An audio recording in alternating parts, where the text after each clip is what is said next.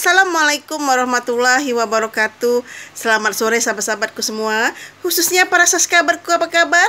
Saya berharap semua subscriberku selalu dalam lindungan Allah Subhanahu wa Ta'ala, dimurahkan rezekinya, dipanjangkan umurnya, dan diberikan kesehatan baik lahir maupun batin. Amin amin ya robbal alamin. Dan untuk yang baru mengklik video saya ucapkan salam kenal. Nama saya Ibu Serika. Mohon bantuannya untuk subscribe channel YouTube saya ya. Terima kasih banyak. Sore ini saya ingin membawakan sebuah kisah nyata dari sepupu saya yang bernama Ida. Biasanya kami kalau orang Palembang ya memanggil kakak itu Ayu. Jadi ini kisah nyata dari Ayu Ida, Ayu sepupu saya. Nah, Ayu Ida ini mengalami cerita mistis dipindah-pindahkan jin Islam di dalam rumahnya itu pada saat dia tinggal di kota Dumai. Jadi Ayu Ida ini dari Palembang, dia ingin merantau ke Dumai karena di sana ada saudara dari suaminya. Sesampai di Dumai, karena Ayu Ida ini tidak mau menumpang di rumah saudara dari suaminya, akhirnya saudara dari suaminya itu menawarkan Ayu Ida dan keluarga untuk tinggal di sebuah rumah yang sudah lama tidak ditempati. Jadi rumahnya itu termasuk rumah kosong gitu kan. Nah, daripada menyewa kan istilahnya, apalagi suaminya belum mendapatkan pekerjaan pada saat datang ke Dumai. Jadi Ayu Ida beserta suaminya itu menerima tawaran dari saudara suami Ayu Ida itu untuk menempati rumah kosong tersebut. Nah, akhirnya singkat cerita, Ayu Ida dan keluarganya beserta 2 orang anaknya menempati rumah kosong tersebut. Jadi rumah kosong tersebut belum ada lampunya, jadi masih gelap. Jadi mereka memakai lilin sebelum mereka membeli lampu teplok gitu kan. Jadi tidak ada listrik karena memang rumah itu sudah lama tidak ditempati. Pada suatu malam, Ayu Ida ini melihat seperti ada yang lewat pas mau maghrib di rumah tersebut gitu kan. Tapi Ayu Ida merasa jangan sampai ketahuan anak-anaknya takut gitu kan. Jadi Ayu Ida ini memendam semuanya sendiri, tidak mau diceritakannya kepada suaminya ataupun anak-anaknya. Dia merasa seperti sering ada yang warawiri di rumahnya itu ketika maghrib gitu kan. Nah, akhirnya singkat cerita mereka menempatilah rumah tersebut gitu. Dan keanehan terjadi setelah 2 hari mereka menempati rumah tersebut. Di malam pertama, Ayu Ida ini melihat orang warawiri, seperti ada orang warawiri dalam rumah tersebut. Padahal anak dan suaminya lagi tidur gitu. Di malam yang kedua terjadi kejadian aneh di rumah tersebut. Jadi Ayu Ida menemani anak-anaknya tidur di kamar karena anak-anaknya masih takut ya karena tinggal sendiri ya. Akhirnya Ayu Ida lah yang menemani mereka.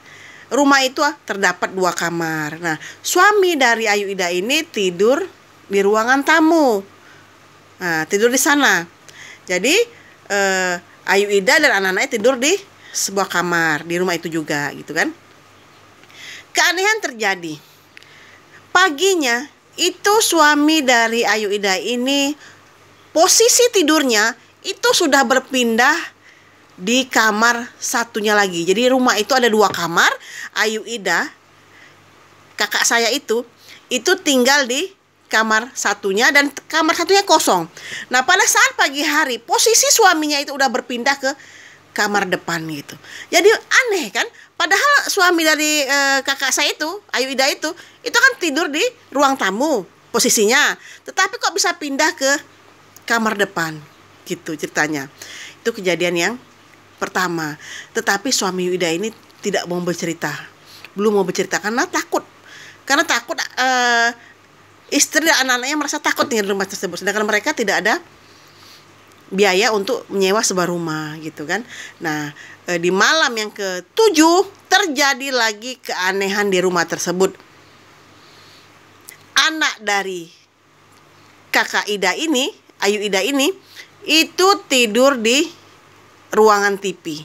Jadi mereka sudah membeli sebuah TV ya. Bukan membeli tapi dikasih sama saudaranya dengan TV yang tidak terpakai. Jadi dikasihlah untuk mereka. Jadi anaknya ini tidur di depan TV. anak kakak Ida ini, kedua anaknya ini gitu. Kejadian aneh kembali terjadi. Anak dari Ayu Ida ini, kakak Ida ini, pada paginya itu posisi tidurnya berpindah ke dapur. Jadi teriaklah si anak ini kan, karena dia kaget. Karena dia merasa tidurnya di depan TV kok bisa pindah ke dapur. Dan itu terjadi di hari yang ke-7. Setiap kali yang tidur di ruangan tengah itu, paginya posisi tidurnya akan berpindah ke tempat lain. Seperti suaminya pindah ke kamar depan, anaknya pindah ke dapur. Dan kejadian itu selama mereka menempati rumah itu sering kali terjadi. Akhirnya suami dari Ayu Ida ini pergilah ke seorang ustadz minta dibersihkan rumah itu. Jadi inisiatif dari saudaranya suami kakak saya itu agar rumah itu diadakan yasinan, membaca yasin. Jadi diundanglah semua orang di sana, warga taklim sana untuk membaca yasin di rumah itu. Karena pada rumah itu udah lama tidak ditempati, kosongnya udah lama, dan pada saat mereka masuk, mereka tidak membaca yasin atau tidak mengadakan syukuran. Masuk gitu istilahnya, seperti kita masuk ke rumah yang udah lama tidak ditempati itu kan harus ada yasinan, pengajian lah gitu kan, pengajian. Akhirnya diadakanlah pengajian. Setelah pengajian itu selesai, akhirnya suami dari kakak Ida ini menemuilah ustadz yang memimpin pengajian tersebut, pembacaan yasin tersebut.